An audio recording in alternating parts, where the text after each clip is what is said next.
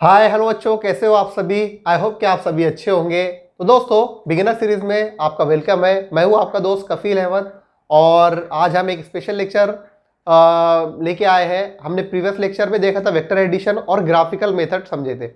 तो graphical method बहुत easy था और ग्राफ के थ्रू हम वेक्टर को ऐड करते थे और उनके बीच का एंगल निकालते थे, डायरेक्शन मालूम करते थे और मैग्नीट्यूड मालूम करते थे। तो अगर आपने वो लेक्चर नहीं देखा है तो प्लीज़ जाइए और उसे देख के ज़रूर आइए। आज हम उसके आगे का जो लेक्चर है उसको लेके आ रहे हैं और वो है analytical method for vector addition. तो ये बहुत इंपॉर्टेंट टॉपिक है क्योंकि इस पर बेस्ड बहुत सारे क्वेश्चन आते हैं। वेक्टर एडिशन पर जो भी क्वेश्चन होते हैं वो इसी पर बेस्ड होते हैं, जो हम फॉर्मूला यहाँ पर डिराइव करेंगे। तो पहले कोई फॉर्मूला हमने नहीं देखे थे, अभी हम एक फॉर्मूला निकालेंगे जो कि सबके लिए वैलिड रहेगा। जितने भी वेक्टर एडिशन के प्रॉब्लम्स होंगे उस पर वहां पर उसको अप्लाई कर सकते हैं। तो आई होप कि आप सभी रेडी होंगे पेन और कॉपी के साथ, कानों में हेडफोन डाले हुए। तो चलिए बिना किसी देरी के हम शुरू करते हैं। सो फ्रेंड्स, यहाँ पर प्रीवियस लेक्चर में हमने देखा था कि अगर हमको सपोज दो वेक्टर दिए हैं, एक वेक्टर दिया है वेक्टर ए और दूसरा वेक्टर हमको दिया है वेक्टर बी। तो इनको ऐड करने के दो तरीके हमने देखे थे। एक देखा था ट्रायंगल लॉ और दूसरा देखा था पैरेललोग्राम लॉ। ओके, तो वेक्टर ट्रायंगल लॉ में हम क्या करते थे कि वेक्टर ए के हेड पर वेक्टर बी को रखते थे, उसकी टेल को रखते थे और उनके ऑपोजिट साइड से हम क्या करते थे, उनका रिजल्टेंट लेते थे। ग्राफिकल मेथड में हम क्या करते थे, इसको मेजर कर लेंगे, ठीक है, ग्राफ पर, और इसको मेजर कर लेंगे और रिजल्टेंट जो हमको मिलने वाला है यानी ए प्लस बी, तो इसकी जो लेंथ रहेंगी आर की वो इसका मैग्नीट्यूड रहेगा और डायरेक्शन इसकी जो रहेंगी यानी ये जो बना रहा है एंगल वेक्टर ए के साथ जो रिजल्टेंट बना रहा है एंगल, इसको हम इसके डायरेक्शन कहते थे। अब इसी के साथ दूसरा मेथड हमने देखे थे, ये था ट्रायंगल मेथड और दूसरा था पैरेललोग्राम। तो पैरेललोग्राम में हम क्या करते थे, पैरेललोग्राम मेथड में हम ये करते थे कि वेक्टर ए की टेल से वेक्टर बी की टेल को मिलाते थे और पैरेललोग्राम को कंप्लीट करते थे। ठीक है, यहां पर पैरेललोग्राम कंप्लीट करने के बाद हम कॉमन इंटरसेक्शन से एक डायगोनल उनका बनाते थे और ये जो डायगोनल रहता था ये हमारा ये रहता था रिजल्टेंट और ये बराबर रहता था vector a plus vector b के। तो ये मेथड हमने प्रीवियस लेक्चर में डिस्कस किए थे। और ग्राफ के थ्रू हम क्या करते थे, ये रिजल्टेंट की लेंथ जो रहती थी ये इसका मैग्नीट्यूड रहता था और यहाँ पर ये जो एंगल बनाता था ए के साथ इसको हम कहते थे इसकी डायरेक्शन कहते थे। ओके, तो इसको हम अल्फा कहते थे। अगर आप इसके साथ इसको मेजर करते तो ये बीटा, बी वेक्टर के साथ अगर इसकी डायरेक्शन निकालना चाहे तो इसका एंगल बी वेक्टर के साथ आप मेजर करके निकाल सकते थे। तो ये हमने प्रीवियस लेक्चर में देखा था। आज हम इसी सब को यूज करते हुए एक फॉर्मूला हम डिराइव करेंगे मैग्नीट्यूड और डायरेक्शन के लिए। सो फ्रेंड्स, चलिए हम देखते हैं कि हम कैसे फॉर्मूले को डिराइव कर सकते हैं। तो अगर मुझे दो वेक्टर दिए हैं, वेक्टर बी यहाँ पर दिया है और यहाँ पर दिया है वेक्टर ए।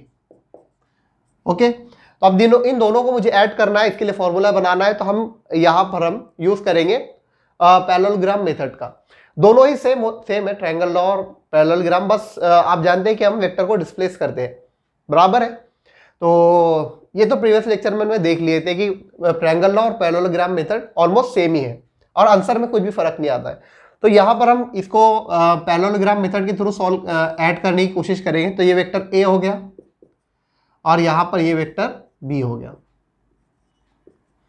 अब यहां पर पैरेललोग्राम हम कंप्लीट करते हैं।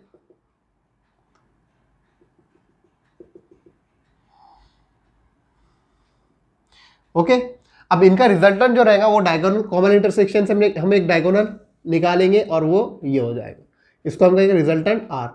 अब वेक्टर बी और वेक्टर ए के बीच का जो एंगल है उसको हम कहते हैं थीटा, उसको हम नाम देते हैं थीटा, बराबर। तो ये रिजल्टेंट हमने निकाले यहां पर वेक्टर आर और ये बराबर रहेगा किसके, vector a plus vector b के। अब यहां पर ध्यान से देखिए कि अगर मुझे इसकी लेंथ मालूम पड़ जाती है तो ये इसका मैग्नीट्यूड होगा, ये इसका मैग्नीट्यूड होगा। अब हमको ग्राफिकल मेथड के थ्रू तो नहीं करना है, तो फिर हम क्या करेंगे, यहां पर ध्यान से देखते जाइए। यहां पर हम ये करेंगे कि इसके डायगोनल से यहां पर एक पैरेललोग्राम की साइड से एक कॉमन एक परपेंडिकुलर ड्रॉ करेंगे। ये हमने परपेंडिकुलर ड्रॉ कर ली। ओके, अब ये ए वाली साइड को हम एक्सटेंड करेंगे यहां तक। अब देखो ये वेक्टर बी और ये वाली साइड दोनों पैरेलल है यानी दोनों इक्वल होंगे, बराबर होंगे, तो ये भी ऑलमोस्ट वेक्टर बी के बराबर हो जाएगा। ये भी ऑलमोस्ट वेक्टर बी के बराबर हो जाएगा, ये वाली साइड जो है। अब ये वाली साइड वेक्टर बी जो है तो ए के साथ एक एंगल बना रहा था थीटा, तो यहाँ पर भी हमने देखा कि ए वाली साइड को हमने एक्सटेंड करे हमारे समझने के लिए, तो ये एंगल जो बनेगा यहाँ पर ये भी थीटा बनेगा, यानी ये एंगल और ये एंगल दोनों बराबर होंगे। बराबर है, ठीक है, यहाँ तक तो समझ में आया। अब हम इसको नाम दे देते, इसको हम नाम देते ओ, इसको हम नाम देते एम, इसको नाम देते पी और इसको नाम देते एन। तो यहाँ पर हमने इसका नेमिंग भी कर दिया। अब देखते हैं कि ये वाली साइड, ये वेक्टर जो है वेक्टर आर, इसका मैग्नीट्यूड अगर मुझे फाइंड आउट करना है तो यहां पर आप एक ट्रायंगल बनता हुआ देख रहेंगे, O P N, O P N, आप इसको देख रहे होंगे। तो ये एक राइट एंगल ट्रायंगल है, इसको हम ऐसे भी लिख सकते हैं, इसको ये ओ पी एन को मैं इधर लिख रहा हूं आपके लिए, ओ पी एन। अब ओ एन जो है वो रिजल्टेंट आर है, अगर इसका मुझे मैग्नीट्यूड मालूम पड़ जाए, इसकी लेंथ मालूम पड़ जाए तो मुझे इसका मैग्नीट्यूड मिल जाएगा। तो इसकी लेंथ मालूम करने के लिए हम यहाँ पर पाइथागोरस थ्योरम का यूज करेंगे, है कि नहीं। तो यहाँ पर पाइथागोरस थ्योरम यूज करेंगे in triangle O N P. तो ये वाला ट्रायंगल ओ पी एन या फिर ओ एन पी, जो भी आप नाम देते, ओ पी एन, ठीक है। तो इसमें हम पाइथागोरस थ्योरम का यूज करेंगे। तो पाइथागोरस थ्योरम का यूज करने के बाद ये हो जाएगा O N square is equals to O P square plus P N square. Okay, ये पाइथागोरस थ्योरम था। अब यहां पर ओ एन स्क्वायर जो हमको दिया है वो दिया है आर, ये रिजल्टेंट दिया है, ठीक है। अब ये ओपी जो हमको दिया है यहां पर देखो ओपी, ये ओपी की जो वैल्यू है, ये ओपी की जो वैल्यू वो किसके बराबर है, O M plus M P, O M plus M P. ये ओपी जो दिया है ये O M plus M P के बराबर है ना। अब देखो ओ एम तो हमको मालूम है ये वेक्टर ए के बराबर है, ओ एम हमको मालूम है ये वेक्टर ए के बराबर है, लेकिन एमपी की साइड हमको मालूम है कि नहीं मालूम। तो हम यहां पर क्या करेंगे, यहां पर इस एंगल को देखो, अब ये वाला एंगल अगर मैं आपके लिए उतारूं इधर, ये देखो एंगल थीटा। अब ये है एमपी एन, ये वाला ट्रायंगल जो है, ये वाला ट्रायंगल। अब इस ट्रायंगल में मुझे एमपी फाइंड आउट करना है, तो मैं यहां पर कॉस का रेशियो ले लूंगा, cos theta is equals to, ये हो जाएगा। अब ये वाली साइड मेरी बी के बराबर है, बी वेक्टर देखो, ये मैंने कहा था आपको ये बी वेक्टर के बराबर है। अब कॉस थीटा हो जाएगा हमारा बेस अपॉन हाइपोटेनस, तो ये हो जाएगा एम पी अपॉन बी। यहां पर हम मैग्नीट्यूड निकाल रहे हैं इसलिए वेक्टर साइन नहीं लगाएंगे, तो M P upon b, M P upon b. अब एम पी की वैल्यू चाहिए यहां पर पुट करने के लिए, तो मैं बी को इधर शिफ्ट कर दूंगा, तो ये हो जाएगा M P is equals to b cos theta. तो यहां पर हमको वैल्यू मिल गई एम पी की, वो हो जाएंगी बी कॉस थीटा। ओके, तो यहां पर ओपी हमको मिल गया, ओपी, ये ओपी की पूरी वैल्यू मिल गई, और हम इसको लिखेंगे यहां पर ए प्लस बी कॉस थीटा और ये ब्रैकेट स्क्वायर। अब पी एन देखो, हमको ये तो मालूम है ये वाली साइड हमको मालूम जो कि बी वेक्टर के बराबर है, लेकिन पी एन नहीं मालूम है। ओके, तो यहां पर हम इसको फाइंड आउट करना है, तो क्या करेंगे, अगेन यहां पर हम सेम मेथड यूज करेंगे कि अगर मुझे इसको फाइंड आउट करना है तो मैं यहां पर इसका साइन का रेशो लेगा, साइन का रेशो हम लेंगे यहां पर, तो ये हो जाएगा sine theta is equals to, अब साइन थीटा होता है परपेंडिकुलर अपॉन हाइपोटेनस, तो ये हो जाएगा P N upon b vector. तो पी एन अगर मुझे चाहिए, यानी पी एन ये चाहिए, तो ये हो जाएगा बी साइन थीटा। तो आई होप कि आपको ये समझ में आया हो। तो ये हो जाएगा बी साइन थीटा और ये ब्रैकेट का स्क्वायर।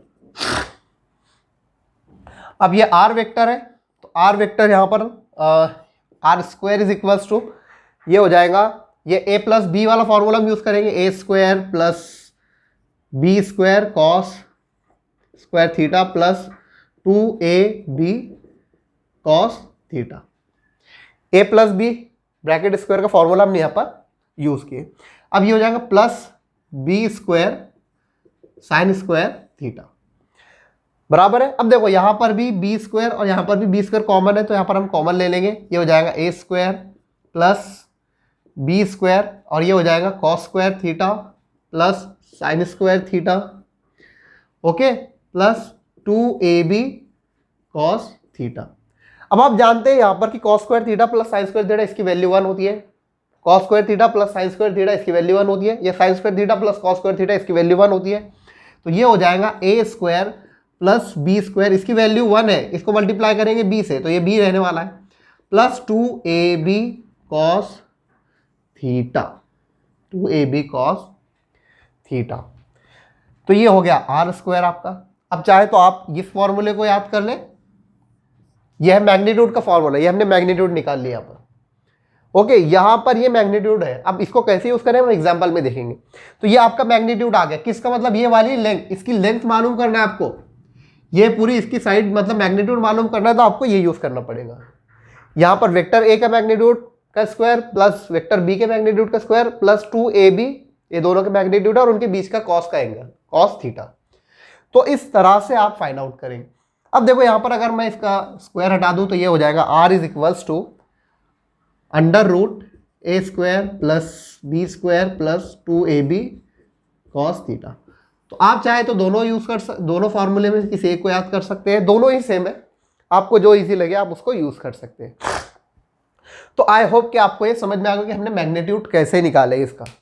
ठीक है, तो आप इसको राइट डाउन कर लीजिए, फिर इसके आगे हम देखते हैं। सो फ्रेंड्स, अभी हमने मैग्नीट्यूड देखे, अब हमको चाहिए डायरेक्शन, क्योंकि वेक्टर में मैग्नीट्यूड और डायरेक्शन दोनों होती है। तो यहां पर हम डायरेक्शन को देखेंगे। तो direction of R, vector R, इसकी डायरेक्शन अगर हमको चाहिए तो हमने मैग्नीट्यूड जो निकाले अभी, वो वेक्टर आर का मैग्नीट्यूड था under root a square plus b square plus 2ab cos theta. ये हमने मैग्नीट्यूड निकाला है, इसकी डायरेक्शन हमको चाहिए। तो हम जानते हैं कि डायरेक्शन अगर हम इसको निकालना है तो ठीक है, ये विथ रिस्पेक्ट टू ए ये जो एंगल बना रहा है ये है alpha, with respect to b vector ये एंगल जो बना रहा है वो बीटा। ठीक है, आर वेक्टर ए के साथ जो एंगल बना रहा है उसको हम कहेंगे अल्फा, और बी के साथ जो एंगल बना रहा है उसको हम कहेंगे बीटा। तो यहां पर अगर मैं इसका डायरेक्शन निकालना है मुझे, तो विथ रिस्पेक्ट टू ए ये जो एंगल बना रहा है अगर हम ये निकाल लेंगे तो इसकी डायरेक्शन फाइंड आउट हो जाएंगे, या फिर विथ रिस्पेक्ट टू बी जो एंगल बना रहा है बीटा, इसको अगर हम निकाल लेंगे तो हमको डायरेक्शन मिल जाएंगी। तो यहां पर हम चलो हम देखते हैं, इसको फाइंड आउट करते हैं। अगर मुझे इसकी डायरेक्शन फाइंड आउट करनी है तो यहां पर मैं इसका tan का रेशियो लूंगा, तो यहां पर ये हो जाएगा tan alpha is equals to, अब tan अल्फा क्या होता है यहां पर हम जानते हैं, tan अल्फा जो होता है वो होता है परपेंडिकुलर अपॉन बेस। इस वाले ट्रायंगल में देखो ONP में, ये वाले ट्रायंगल में ONP, ये निकालना है हमको अल्फा विथ रिस्पेक्ट टू ए, ये आर है। तो ये जो एंगल बना रहा है ए के साथ इसको हम कहेंगे अल्फा। अब ये अल्फा का मुझे इसका tan का रेशियो निकालना है, तो ये हो जाएगा NP अपॉन OP बराबर है। अब NP की जो वैल्यू हमने निकाले अभी जस्ट निकाले वो थी B साइन थीटा, और MP की वैल्यू OP, हाँ B साइन थीटा, तो ये हो जाएगा B sine theta divided bye OP जो है वो है बराबर OM प्लस MP के। अब B sine theta divided bye OM, ये हमको दिया है वेक्टर A बराबर, तो ये हो गया इसकी साइड जो हो गई बराबर A के हो गए, मैग्नीट्यूड ऑफ A के, प्लस MP जो हमको दिया है वो हमने निकाले B कॉस थीटा। तो आपको यहां पर tan अल्फा का जो फार्मूला मिला इन डायरेक्शन के लिए वो मिला B sine theta upon A plus B cos theta, ये मिल गया आपको डायरेक्शन के लिए फॉर्मूला। तो यहां पर अगर आपको डायरेक्शन चाहिए तो आपको ये फॉर्मूला यूज करना पड़ेगा। ठीक है, लिख लीजिए इसको। अगर ये बी वेक्टर के लिए चाहिए, ठीक है, ये बी वेक्टर के साथ जो एंगल बना रहा है आर, जिसको हमने बीटा कहा, ये अगर चाहिए तो ये हो जाएगा tan beta is equals to a sine theta upon b plus a cos theta, ये इसका फॉर्मूला हो जाएगा। आप जो चाहे वो यूज कर सकते हैं। सो फ्रेंड्स, यहाँ पर हम कुछ स्पेशल केसेस देख लेते हैं। और स्पेशल केसेस क्या है कि अगर हम जानते हैं कि मैग्नीट्यूड ऑफ आर जो हमको मिला यहाँ पर, तो उसकी वैल्यू ये मिली, और हम जानते हैं कि मैग्नीट्यूड जो डिपेंड करता है, मतलब वेक्टर एडिशन जो होता है वो डिपेंड करता है एंगल पे। मतलब यहाँ पर आर की वैल्यू डिपेंड ऑन थीटा। तो आर की वैल्यू जो है वो डिपेंड करेंगे किस पर, थीटा पर डिपेंड करेंगे। अब कैसे डिपेंड करेंगे, एक एक केस हम देखते हैं। अगर यहां पर हम सोच ले कि थीटा इज इक्वल्स टू 0 है, थीटा इज इक्वल्स टू 0 है, ओके, तो थीटा इज इक्वल टू 0 है। यहां पर आर किसके बराबर है, ये वेक्टर एडिशन हम कर रहे हैं ना, बराबर वेक्टर एडिशन हम कर रहे हैं यहां पर। तो अगर थीटा इज इक्वल टू 0 है तो यहां पर cos 0 को हम जैसे ही डालेंगे तो cos 0 हो जाएगा 1, क्योंकि cos 0 की वैल्यू होती है 1। यहां पर आप लिख सकते हैं cos 0 इज इक्वल टू 1। तो ये 2ab वैसे की वैसे ही रहेगा, बराबर है, 2ab वैसे की वैसे रहेगा।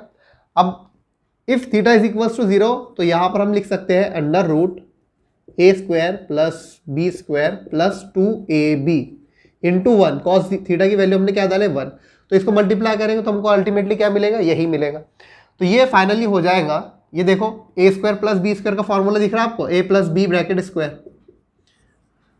ओके, तो यहां पर से हम इसको हटा देंगे, ये हो जाएगा रूट और स्क्वायर को हटा देंगे, ये हो जाएगा a प्लस बी। ये वैल्यू हमको मिलेंगी। इसका मतलब ये है कि मैक्सिमम वैल्यू हमको कब मिलने वाली है, जब थीटा इज इक्वल टू 0 रहेगा। ओके इसके एग्जांपल में आपको दूंगा लास्ट पे, जब हम ये केसेस खत्म कर लेंगे। तो a प्लस बी हम जब angle theta is equal to 0 रहेगा, इसका मतलब a प्लस बी हमको मिलने वाला है, मतलब मैक्सिमम वैल्यू मिलेंगी। किसकी मैक्सिमम वैल्यू मिलेंगी, r की मैक्सिमम वैल्यू मिलेंगी। ओके, अब फॉर एग्जाम्पल यहाँ पर हम देखेंगे एक केस हमने देखे थे कि एक जो लड़का है, बॉय है, वो 3 मीटर चल रहा है। ओके, फिर और 4 मीटर आगे बढ़ गया, तो इनके बीच का जो एंगल है, पहले 4 मीटर चला फिर 3 मीटर चला, इनके बीच का जो एंगल है वो है 0। अगर आप इसको इसकी टेल पर रख देंगे, आप इसको और इसकी टेल को मिला देंगे तो एंगल 0 मिलेगा। तो यहां पर आप अगर इसको ऐड करने जाएंगे तो एडिशन आपको कितना मिलेगा, 7 मीटर मिलेगा। ठीक है, तो यहां पर एंगल 0 है तो मैक्सिमम वैल्यू हमको मिलने वाली है। अब दूसरा केस हम समझते हैं। दूसरा केस अगर थीटा इज इक्वल टू 180 है, मतलब दो वेक्टर के बीच का जो एंगल है, फॉर एग्जांपल यहां पर पहले वो इधर गया 4 मीटर, फिर वापस इधर आया रिटर्न 3 मीटर। तो अगर आप ये दोनों को टेल से टेल मिला देंगे तो ये जो एंगल बन जाएगा ये हो जाएगा 180 डिग्री। तो 180 डिग्री अगर हम यहाँ पर cos 180 की वैल्यू डालेंगे तो वो होती है -1। cos 180 की वैल्यू होती है -1, तो ये हो जाएगा a square plus b square. अब यहाँ पर हम मल्टीप्लाई करेंगे -1 से, 2ab इंटू -1, तो ये हो जाएगा -2ab। तो यहाँ पर हम लिख लेंगे -2ab। अब ये a square minus b square, a minus b bracket square का फॉर्मूला दिख रहा है, ऐसे देखो a minus b bracket square. अब ये स्क्वायर स्क्वायर हट जाएंगे, बचेगा हमारे पास a माइनस बी। ठीक है, तो ये एंगल अगर 180 है तो हमको मिनिमम वैल्यू मिलने वाली, मतलब दोनों के बीच का, यानी उनकी डायरेक्शन बिल्कुल ऑपोजिट हो जाएंगे। 180 बोले तो दोनों की डायरेक्शन ऑपोजिट हो जाएंगे। तो यहाँ पर एंगल अगर 180 है तो हमको मिनिमम वैल्यू मिलने वाली है, यहाँ पर मैक्सिमम वैल्यू मिलेंगी। मैक्सिमम आप लिख लो यहाँ पर, मैक्सिमम वैल्यू ऑफ आर। ठीक है, तो यहां पर हमको कम वैल्यू मिली। अब इसको पुट करके देखते हैं, अगर ये 4 मीटर है और ये 3 मीटर है, यहां पर देख लो, इसको हम पुट करेंगे, इस फॉर्मूले का यूज करेंगे अगर ये वाले फॉर्मूले का, तो ये हो जाएगा ए स्क्वायर बोले तो 4 का स्क्वायर प्लस 3 का स्क्वायर प्लस 2a बोले तो a 4 है इंटू 4 इंटू 3, b हमको दिया है 3। अब cos थीटा जो हमको दिया हुआ है 180 इंटू cos 180, तो cos 180 की वैल्यू होती है -1, तो ये हो जाएगा -1 यहाँ पर। ओके, अब इसको हम मल्टीप्लाई करते हैं, देखो तो ये हो जाएगा 4 का square 16 plus 9 plus 4 to the 8 और 8 3 द 24 इंटू -1 बोले तो -24। अब देखो यहाँ पर ये हो जाएगा 16 प्लस 4 9 25 -24 और वैल्यू हमको मिल रही है 1। तो यहाँ पर वैल्यू मिल रही थी 7, ये बराबर हो रहा था 7 के, जब एंगल 0 रह रहा था। अब जैसे ही एंगल 180 हमने कर दिया तो हमको वैल्यू मिली यहाँ पर सबसे कम। ओके, तो 180 डिग्री जो है, अगर आपका एंगल 180 है तो आपको मिनिमम वैल्यू मिलने वाली है किसकी, आर की। तो यहाँ पर आप लिख सकते हैं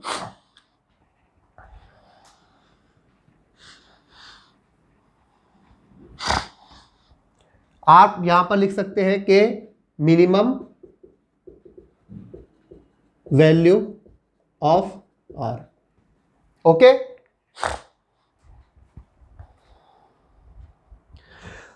अब तीसरा केस हम देखेंगे।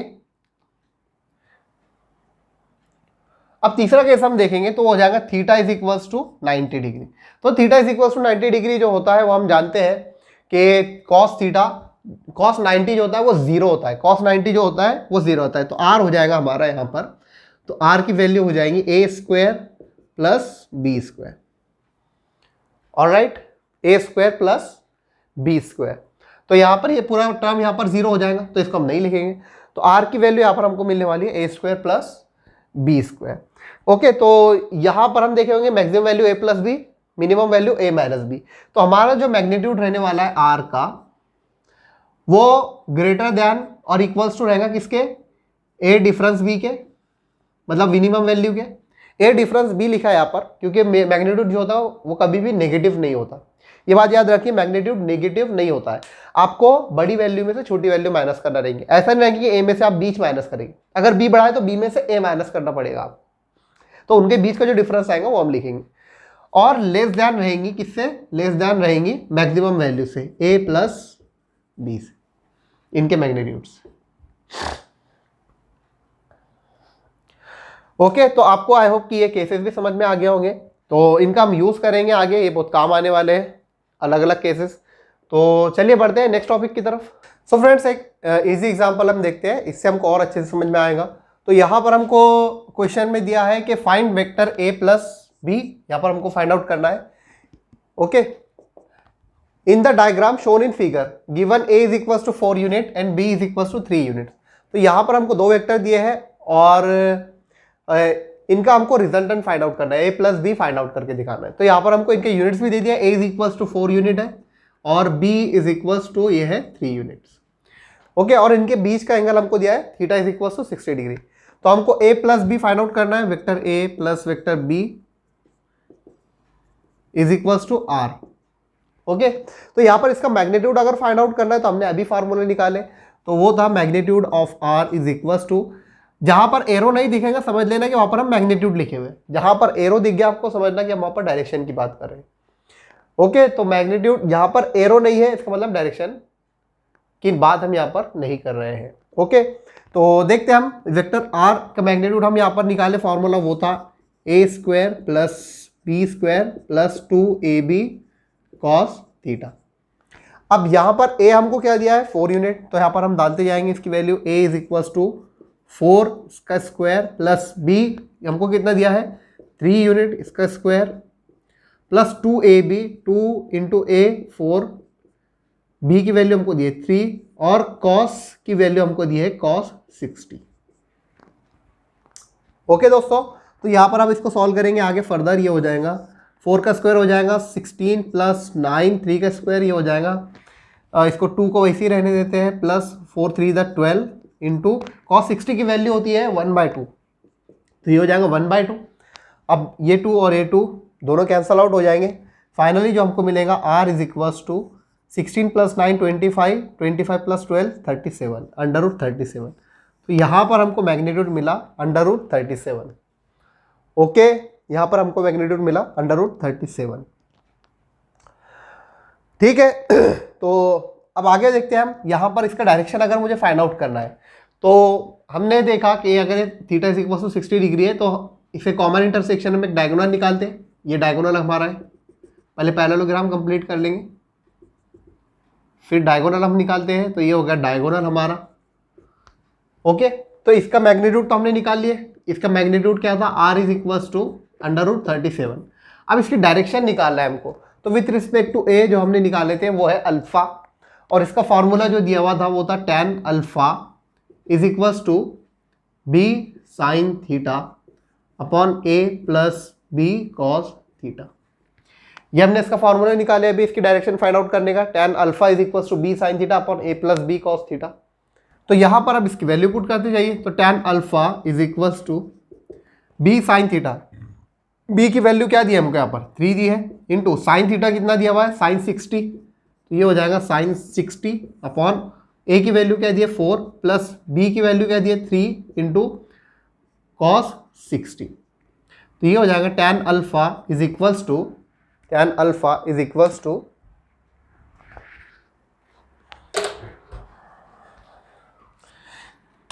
tan alpha is equals to 3 into sine 60 की वैल्यू है √3/2। ओके, 4 प्लस 3 इंटू कॉस 60 की वैल्यू है 1/2। ओके दोस्तों, तो चलिए इसको सॉल्व करते हैं फर्दर। तो यहाँ पर ये हो जाएगा हमारे लिए, तो ये हो जाएगा हमारे लिए tan alpha is equals to 3√3/2 divided by, अब ये यहाँ पर 3/2, तो ये 8, इसको हम सॉल्व करेंगे तो ये हो जाएगा 3/2, ये इसको हम कॉमन एलसीएम लेंगे तो ये हो जाएगा 8 + 3/2। ओके, तो ये 2 और 2 ये कैंसिल हो जाएंगे, 8 + 3 11 बचेगा, तो ये हो जाएगा 3√3/11। तो यहाँ पर मैं इसको उधर ऊपर लिखता हूँ आपके लिए, tan alpha is equal to 3√3। देखो √3 की वैल्यू क्या होती है, √3 की वैल्यू होती है, आपको याद रहनी चाहिए, √2 √3 √4 ये जनरली आते रहते हैं, इसलिए हमको इसको याद करना जरूरी है। तो इसकी वैल्यू होती है समथिंग 1.732 डिवाइडेड बाय 11। ओके, ये इसकी वैल्यू होती है।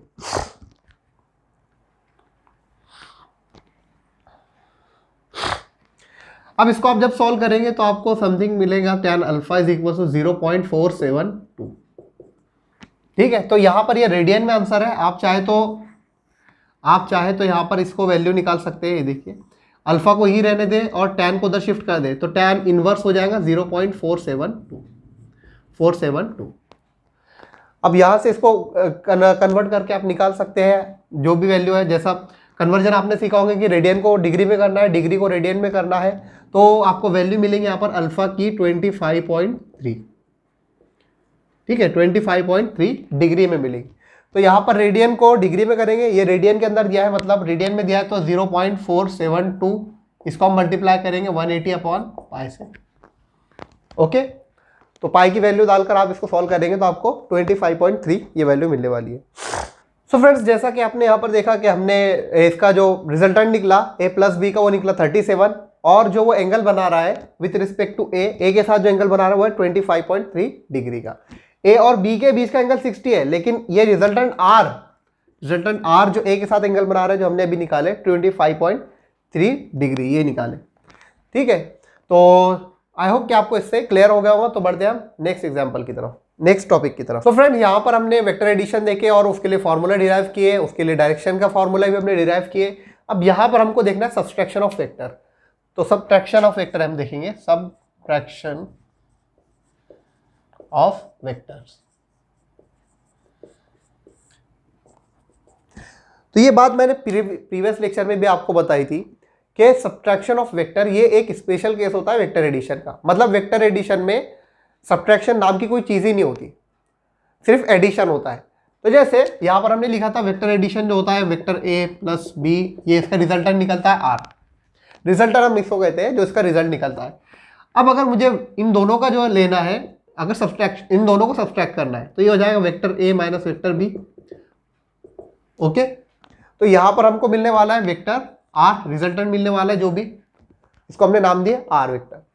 अब ये इस तरीके से हम इसको नहीं लिखते, एक्चुअल में ये वेक्टर एडिशन के स्पेशल केस है। कैसे? हम इसको ऐसे लिखते हैं, वेक्टर a प्लस अंदर लिखते हैं -b vector. Negative of a vector आपने पढ़ चुके हैं, पहले लेक्चर में मैंने आपको बताया था नेगेटिव ऑफ ए वेक्टर क्या होता है। तो ये वेक्टर b है, उसका नेगेटिव ऑफ वेक्टर क्या होगा? -b vector. Vector b positive है, उसका नेगेटिव ऑफ वेक्टर क्या होगा? उसका अपोजिट डायरेक्शन में -b वेक्टर।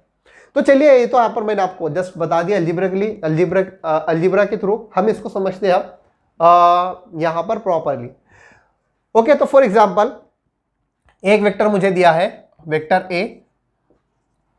b हमको दिया है और यहाँ पर दिया है वेक्टर a। अब इन दोनों का सब्सट्रैक्शन हमको करना है। यहाँ पर हमको बोला कि इन दोनों को सब्सट्रैक्ट करो। ठीक है, तो इनका मैग्नीट्यूड हमने जो निकाले, इनको हम ऐड करेंगे वेक्टर पैरेललोग्राम मेथड के थ्रू। तो पैरेललोग्राम मेथड जो था वो था, यहां पर आप लिख लीजिए vector a plus -b vector is equals to r vector. तो पैरेललोग्राम मेथड जो था हम जानते हैं कि यहां पर b वेक्टर, ये a वेक्टर, और इनको हम पैरेललोग्राम कंप्लीट करेंगे। ये हो जाएगा पैरेललोग्राम आपका कंप्लीट। और ये कॉमन इंटरसेक्शन से हम एक डायगोनल ड्रॉ करेंगे, ये रिजल्टेंट रहेगा हमारा। ओके, तो ये दोनों का जो एडिशन रहेगा वो रहेगा vector a plus vector b, ये एडिशन रहेगा इसका। अब मुझे अगर सब्सट्रैक्शन करना है वेक्टर ए यानी ये वाला करना है, तो मैं क्या करूंगा, इसकी डायरेक्शन को जस्ट रिवर्स कर दूंगा, इसकी डायरेक्शन को जस्ट रिवर्स कर दूंगा, तो मुझे ए माइनस बी मिल जाएगा, vector a plus minus b vector. समझ में आ रहा है क्या? अगर हम वेक्टर को उसका नेगेटिव ऑफ वेक्टर लेना है तो उसकी ऑपोजिट डायरेक्शन हम ले लेते हैं। जैसे ये वेक्टर है तो हम इसकी ऑपोजिट डायरेक्शन यहां पर ड्रॉ कर लेंगे, मैग्नीट्यूड उतना ही रहेगा, तो ये हो जाएगा आपका माइनस बी वेक्टर। अब इसका जो रिजल्टेंट हम ड्रॉ करेंगे पैरेललोग्राम मेथड के थ्रू, वो यहां से कॉमन इंटरसेक्शन से ड्रॉ करेंगे और ये हो जाएगा रिजल्टेंट आर, और ये बराबर रहेगा vector a plus minus b vector के। ओके, यहां पर डायगोनल कंप्लीट कर लो। तो ये जो है ये रिजल्टेंट हमको मिला, यहां पर इसका मैग्नीट्यूड भी है और डायरेक्शन भी है। अब देखो हमको फॉर्मूला जो दिया हुआ था वो रिजल्टेंट हमने निकाले थे, उसका फॉर्मूला था r is equals to a square plus b square plus 2ab cos theta. अब यहां पर इन दोनों के बीच का जो एंगल था वो था कॉस, ये थीटा था, ए और बी के बीच का एंगल क्या था, थीटा था, तो हमने ये निकाले थे a square plus b square plus 2ab cos theta. अब हमको तो वेक्टर ए और वेक्टर बी को ऐड नहीं करना है, वेक्टर ए और नेगेटिव ऑफ वेक्टर को ऐड करना है, तो यहां पर इनके बीच का जो एंगल हो जाएगा वो ये हो जाएगा। अब ये एंगल कितना होगा, तो आप देख सकते हैं कि एक स्ट्रेट लाइन है, यानी ये ऐसा है, और यहां पर ये जो एंगल है टोटल ये होगा 180 डिग्री, यानी ये पूरा एंगल होगा यहां से यहां तक का 180 डिग्री। अब देखिए यहां से ये एंगल हो गया थीटा, तो रिमेनिंग जो एंगल बचेगा यानी टोटल है 180, और ये एंगल हमने ले लिया थीटा, तो ये हो जाएगा 180 माइनस थीटा, मतलब वेक्टर ए और माइनस बी वेक्टर के बीच का एंगल रहेगा 180 माइनस थीटा, 180 माइनस थीटा। तो यहां पर अब आपको क्या लिखना पड़ेगा, ये दोनों के बीच का एंगल लिखना पड़ेगा, क्योंकि हम जो वेक्टर ऐड करते थे उसमें इनके वेक्टर ए और वेक्टर बी के बीच का एंगल लिखते थे। ठीक है, तो यहां पर भी आपको ये जो एंगल आपने लिए, ये जो एंगल वेक्टर ए और नेगेटिव ऑफ वेक्टर बी इसके बीच में जो एंगल आया उसको आपको लिखना पड़ेगा। तो ये हो जाएगा यहां पर vector r is equals to under root a square plus b square plus 2ab। अब ये हो गया कॉस, इनके बीच का एंगल क्या हो गया 180 minus theta. Okay, 180 minus theta, ये इनके बीच का एंगल हो गया। तो फ्रेंड्स एक बात आपको यहां पर और याद रहनी चाहिए, और वो ये है कि साइन 180 माइनस थीटा। अब साइन 180 माइनस थीटा तो हम आपने क्वाड्रेंट्स पढ़े होंगे, ये इस तरीके से first quadrant, second quadrant, third quadrant और फोर्थ क्वाड्रेंट। तो यहाँ पर साइन 180 माइनस थीटा बोले तो 180 होता है, मतलब यहाँ से पूरा एंगल लिया आपने और इसमें से माइनस थीटा करें, तो मतलब अगर ये माइनस करें तो आप कितने क्वाड्रेंट में, सेकंड क्वाड्रेंट में। ये 180 है, इसमें से माइनस करें आपने तो आप किधर गए, सेकंड क्वाड्रेंट में गए। तो यहाँ पर हम देखते हैं कि साइन पॉजिटिव होता है, तो ये साइन 180 माइनस थीटा हो जाएगा sine theta is equals to sine theta, इसकी वैल्यू आ जाएगी साइन थीटा की। ओके, ये फॉर्मूले अलाइड एंगल के हैं, आप इसको शायद 12 क्लास के अंदर भी पढ़ेंगे, हो सकता। और एक होता है फॉर्मूला कॉस 180 माइनस थीटा। तो कॉस 180 माइनस थीटा क्या होता है, 180 माइनस थीटा मतलब सेकंड क्वाड्रेंट, और सेकंड क्वाड्रेंट के अंदर जो कॉस होता है वो नेगेटिव होता है, तो ये हो जाएगा माइनस कॉस थीटा। अब देखिए यहाँ पर 180 माइनस थीटा, इसकी वैल्यू क्या दी है हमको, माइनस कॉस थीटा, तो ये हो जाएगा आर वेक्टर, इसका मैग्नीट्यूड हो जाएगा a square plus b square plus 2ab cos 180 minus theta, तो ये हो जाएगा माइनस कॉस थीटा। अब इसको लिखते हैं r is equals to under root a square plus b square minus, ये माइनस इससे मल्टीप्लाई होगा तो ये हो जाएगा 2 माइनस 2ab कॉस थीटा। तो ये आपका फॉर्मूला है, ये आपका फॉर्मूला है।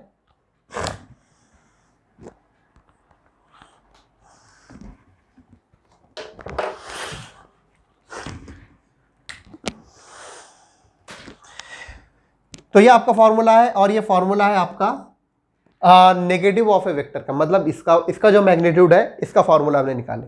अगर हमको इस तरीके से सब्ट्रैक्ट करना है या फिर नेगेटिव ऑफ ए वेक्टर दिया है उसको ऐड करना है, तो हमको ये फॉर्मूला यूज करना पड़ेगा। और ये फॉर्मूला क्या है हमारा, a square plus b square minus 2ab cos theta, minus 2ab cos theta. तो आप इसको लिख लीजिए, याद कर लीजिए, ये आपको हमेशा याद रहना चाहिए, इसको आप भूलना नहीं चाहिए। अब ये दोनों के बीच का एंगल, अब अगर आपको डायरेक्शन चाहिए इसकी, तो ये आप जानते हैं कि ये जो ए और बी का बीच का एंगल है 180 माइनस थीटा है, और आपको चाहिए ए और आर के बीच का डिस्टेंस, आर के बीच का जो एंगल है डायरेक्शन फाइंड आउट करने के लिए, जो कि अल्फा दिया है। तो हमने लिखेंगे यहाँ पर tan alpha is equals to, यहाँ पर हम लिखेंगे b साइन, अब एंगल कितना है ए और बी के बीच का, तो वो हो जाएगा 180 minus theta divided by a plus b cos 180 minus theta. Okay, अब देखते हैं यहाँ पर tan अल्फा क्या हो जाएगा, tan alpha is equals to b sine 180 minus theta, sine 180 minus theta क्या होता है, साइन थीटा होता है, तो ये आएगा b sine theta divided by a plus b cos theta. A, अब बी यहाँ पर कॉस 180 माइनस थीटा होता है माइनस कॉस थीटा, तो ये हो जाएगा माइनस बी कॉस थीटा। तो ये आपका डायरेक्शन निकालने का फॉर्मूला आ गया। कब, जब आप सब्ट्रैक्शन कर रहे हो, जब आप इस तरीके से सॉल्व कर रहे हो, सब्ट्रैक्शन कर रहे हो, सब्ट्रैक्शन ऑफ ए वेक्टर कर रहे हो, तो आपको मैग्नीट्यूड के लिए ये यूज करना है a square plus b square minus 2ab cos theta, और इसके लिए आपको डायरेक्शन निकालनी है, तो tan alpha is equal to b sine theta upon a minus b cos theta. अब देखिए यहां पर याद कर लीजिए, समझ लीजिए कि यहां तक जो था 180 माइनस थीटा, ये आपका कॉन्सेप्ट था बिल्कुल, ठीक है। इसके बाद हमने ट्रिग्नोमेट्री का यूज करें, क्योंकि फॉर्मूला हमको जो दिया है cos 180 माइनस थीटा वो होता है minus cos theta.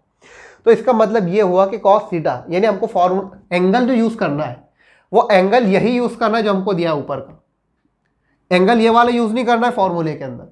Angle A और वेक्टर बी के बीच, नेगेटिव ऑफ वेक्टर नहीं, वेक्टर बी के बीच, वेक्टर ए और वेक्टर बी के बीच जो एंगल दिया हमको, उसी को यहां पर यूज करना है। यहां पर 180 माइनस थीटा को यूज नहीं करना है, वो यहां तक था, उसका काम हो गया। अब यहां पर हमने क्या किया, मैथमेटिक्स का यूज करते हुए यहां पर ये फॉर्मूले को माइनस कॉस थीटा के उसमें लिखे, तो cos 180 माइनस थीटा होता है माइनस कॉस थीटा, इसलिए हमने यहां पर इसको लिखे। साइन 180 माइनस थीटा होता है साइन थीटा, इसलिए हमने यहां पर इसको लिखा। तो आई होप कि आपको एक क्लियर हो गया। आपको जब यहां पर आप मैग्नीट्यूड लेंगे तो आपको, या फिर डायरेक्शन लेंगे, तो आपको ये वाला एंगल नहीं लेना है, वेक्टर ए और वेक्टर माइनस वेक्टर बी का एंगल नहीं लेना, बल्कि वेक्टर ए और वेक्टर बी का एंगल लेना। ठीक है, तो आई होप कि आपको क्लियर हो गया। चलिए एक एग्जांपल के थ्रू इसको समझते हैं। तो फ्रेंड्स एक एग्जांपल के थ्रू समझते हैं। अभी हमने जो एग्जांपल यहाँ पर ली थी उसी को हम a minus b, vector a minus vector b, इसके थ्रू हम समझते हैं। तो हमको पूछा है कि find vector a minus vector b in the diagram shown in figure given a is equal to 4 unit and b is equal to 3 unit. तो यहाँ पर हमको vector a minus vector b पूछा है, और यहाँ पर हमको दे दिया है vector a is equal to 4 unit और वेक्टर b जो हमको दिया है वो 3 यूनिट। अब यहाँ पर negative of a vector b हमको फाइंड आउट करना है, और यहाँ पर तो b वेक्टर दिया है, यहाँ पर b वेक्टर दिया, और यहाँ पर हमको negative of a vector find out करना है। तो हम क्या करेंगे, यहाँ पर हम ये करने वाले कि इसकी डायरेक्शन को रिवर्स कर देंगे। अब देखो ये जो होगा वेक्टर a हो जाएगा, अगर ये वेक्टर b है, अब इसको हम क्या करेंगे, यहाँ पर इसकी डायरेक्शन ऑपोजिट कर देंगे, तो ये हो जाएगा वेक्टर b, यानी माइनस वेक्टर b, ये वेक्टर b और ये वेक्टर a। अब जो हमको मिलने वाला है यहाँ पर, ये जो डायगोनल रहेगा, ये इसको पैरेललोग्राम को अगर थ्रू सॉल्व करना चाहे इसको, तो ये कर सकते हैं हम।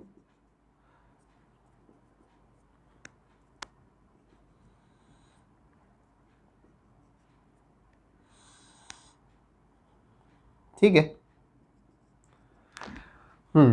अभी कॉमन इंटरसेक्शन जो इनका ये है, यहां से हम एक डायगोनल निकालेंगे, तो ये हो जाएगा आर वेक्टर। अब ये जो रिजल्टेंट रहेगा आर इज इक्वल टू, ये बराबर रहेगा वेक्टर ए प्लस या फिर vector a minus vector b के, vector a minus vector b के रिजल्टेंट जो रहने वाला है। अब हमने इसका जो मैग्नीट्यूड निकाले थे वो अभी जस्ट निकाले थे, अभी फॉर्मूला लिखे थे हमने, magnitude of are is equal to, अगर नेगेटिव ऑफ ए वेक्टर है तो ये हो जाएगा, ये हो जाएगा। अब यहाँ ठीक है, इसको सॉल्व करने से पहले यहाँ पर हम इसकी एंगल देख लेते। तो ये एंगल 60 डिग्री, ओके, ये एंगल है 60 डिग्री। अब ये बचा हुआ एंगल क्या रहने वाला है, 180 माइनस थीटा हमने देखे थे, तो ये क्या हो जाएगा, ये हो जाएगा 180 minus theta is equals to, 180 minus theta is equals to, अब थीटा की जगह हमको क्या दिया है 180 माइनस 60, तो ये हो जाएगा 120 डिग्री। ठीक है, 120 डिग्री हो जाए। 180 में से माइनस हमने 60 करे, तो यहाँ पर ये जो एंगल रहेगा पूरा टोटल ये कितना रहेगा 120 डिग्री रहेगा, 120 डिग्री रहेगा। ठीक है, अब हमने जो फॉर्मूला निकाले थे वो हमने देखे थे कि वेक्टर ए और वेक्टर बी इनके बीच में जो एंगल रहेगा उसको कंसिडर करना है। मतलब vector r is equals to, अगर हम यहाँ पर लिखे vector magnitude of are is equals to a square plus b square minus 2ab cos theta, 2ab cos theta. तो ये हो जाएगा r magnitude of are is equals to, a हमको क्या दिया है 4 स्क्वायर, बी हमको क्या दिया है 3 स्क्वायर माइनस 2ab, तो 2ab यहाँ पर हम लिखेंगे, a की वैल्यू 4 है और b की वैल्यू 3 है। तो कॉस थीटा, अब आप ये मत समझना है कि हमको ये लेना है कॉस, ये 120 डिग्री वेक्टर a और माइनस वेक्टर b का, ऑलरेडी इसने अपना काम कर दिया। यहाँ पर प्लस था तो यहाँ पर माइनस आ गया, पहले हमने वेक्टर ऐड कर रहे थे तो यहाँ पर प्लस की निशानी थी, फिर हमने नेगेटिव ऑफ ए वेक्टर ली तो यहाँ पर माइनस आ गया। तो ऑलरेडी इसने अपना काम कर दिया है। आपको यहाँ पर ये एंगल नहीं लेना है बल्कि ये वाला एंगल लेना है। तो ये हो जाएगा cos 60, ये हो जाएगा cos 60। अब इसको फर्दर हम सॉल्व करेंगे तो r is equals to 4 square बोले तो 16, 3 का स्क्वायर 9 माइनस ये हो जाएगा cos 60 की वैल्यू होती है 1/2, तो ये 1/2 हो जाएगा, ये 2 और 2 ये कैंसिल हो जाएंगे, 4 3 12 हो जाएगा -12। तो यहाँ पर magnitude of r is equals to 16 plus 9, ये होगा 25 माइनस 12, 25 माइनस 12। तो यहाँ पर हमको ये मिलेगा